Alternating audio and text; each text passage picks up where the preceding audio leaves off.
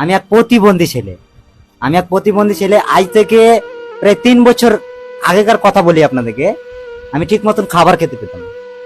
দুবেলা দুমুঠো কিভাবে খাবো সেটা আমার ভাবনা চিন্তা মানে ছিল, পারতামই না কি কোথা থেকে খাবারটা জোগাড় করবো। আমার এরকম পরিস্থিতি ছিল আমার।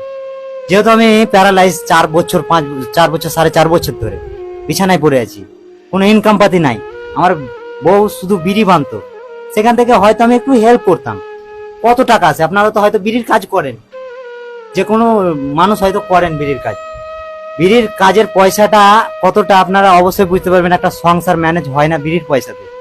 হ্যাঁ, অনেক কষ্ট হয়, তবুও অনেক কষ্ট করে চালালছি আমরা। আর এখন আপনাদের ভালোবাসাতে এই জায়গাতে আসতে পেরেছি। দাদা ছিল, দাদা আমাকে ভিডিওর জন্য বলেছিল, আমার বাড়ি এসেছিল ফার্স্ট টাইম।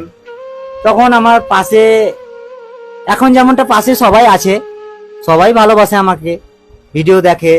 তো সেই টাইমটাতে কেউ ছিল না আর কি। ব্যাপারটা হচ্ছে কি, কারোর সঙ্গে আমার যোগাযোগ ছিল না।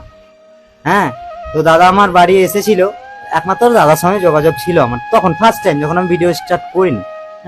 সেই টাইমটাতে এসে দাদা আমাকে বলেছিল কি, দেখো ভাই, তুমি যদি ভিডিও না বানাও তো হয়তো তোমাকে চেয়ে চিন্তে খেতে হবে, তাছাড়া উপায় নাই।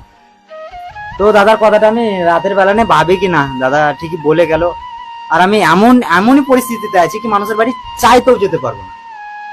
সেই টাইমে এমনই ছিলাম, আমি বিছানা থেকে উঠতে পারতাম না। আমি মানুষের বাড়ি চাইতে কি করে যাবো।